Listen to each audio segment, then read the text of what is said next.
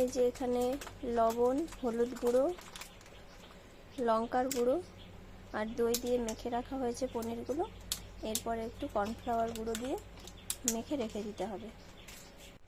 এখানে কর্নফ্লাওয়ার, হালকা একটু হলুদ গুঁড়ো, আটা একটু আর একটু ভিনিগার দিয়ে এগুলো মিক্স করে নিতে হবে।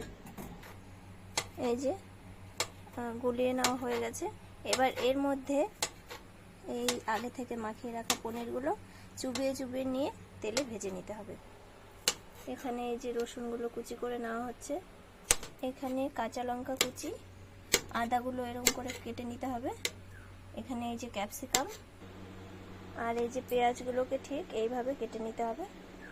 এই দেখুন, একটা পেঁয়াজকে 4 ফালি করে তারপরে সেগুলো এইভাবে খোলগুলো বের করে নিতে হবে।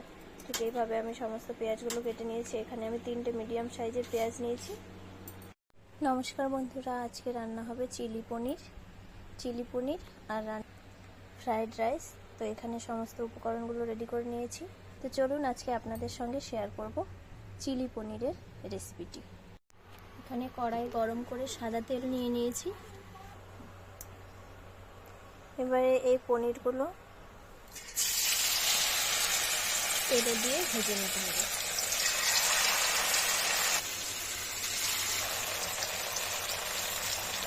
এরকমভাবে 2 সাইড ভেজে নেব। এখানে যে গ্রেভিটা পড়ে থাকবে সেটা আমরা পরে রান্নাতে ব্যবহার করব গ্রেভির জন্য। দেখুন, পনির ভাজা হয়ে গেছে। ঠিক এইভাবে তেল থেকে আমরা উঠিয়ে নেব।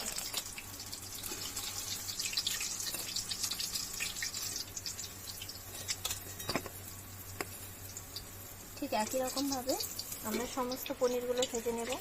পনির ভাজা হয়ে গেছে।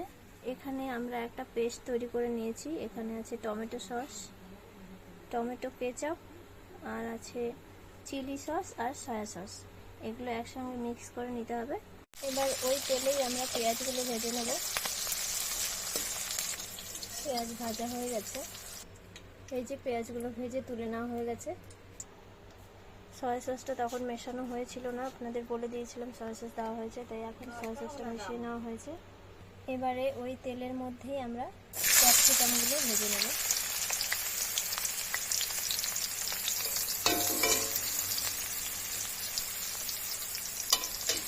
ক্যাপসিকামের মধ্যে হালকা একটু লবণ দিয়ে নেব। ক্যাপসিকাম ভাজা হয়ে গেছে, তুলে নেওয়া হয়ে গেছে ক্যাপসিকাম।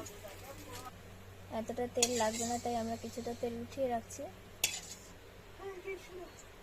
ওই তেলের মধ্যে এবার রসুন কুচি যেগুলো করে রাখা হয়েছিল সেগুলোই দিয়ে দিলাম। এর মধ্যে আদা কুচিগুলো আর কাঁচা লঙ্কা কুচি। এবার এগুলোকে একটু নেড়ে চেড়ে নিতে হবে।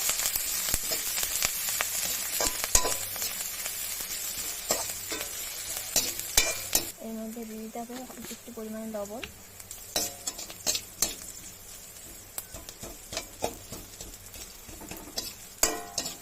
এবার এর মধ্যে যে সসের মিশ্রণটা সেটা ঢেকে দিতে হবে। দিয়ে ভালো মতো নাড়াচাড়া করে নিতে হবে। বাটিটা ধুয়ে একটু জল দিয়ে দিচ্ছি এর মধ্যে।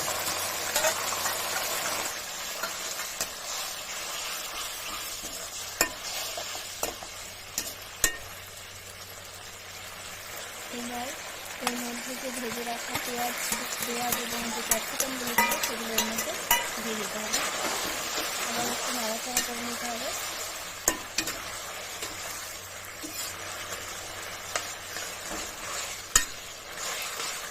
এবারে এর মধ্যে ভেজে রাখা পনিরগুলো দিয়ে দিতে হবে।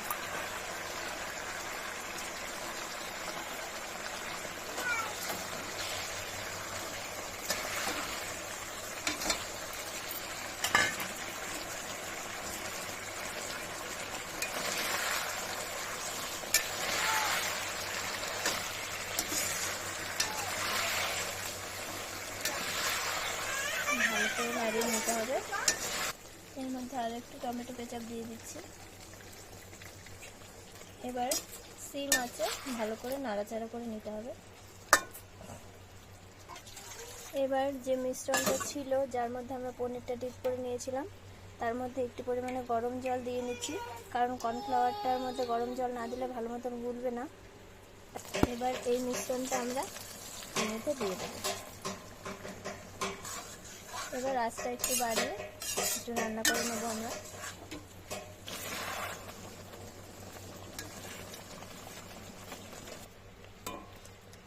এই যে আমাদের চিলি পনির রান্না কমপ্লিট। দেখুন কত সুন্দর টেক্সচার এসছে, দেখেই বুঝতে পারছেন নিশ্চয়ই যে স্বাদ কেমন হয়েছে। তো ভিডিওটি কেমন লাগলো অবশ্যই কমেন্ট বক্সে কমেন্ট করে জানাবেন। সবাইকে ভিডিওটি দেখার জন্য অসংখ্য ধন্যবাদ।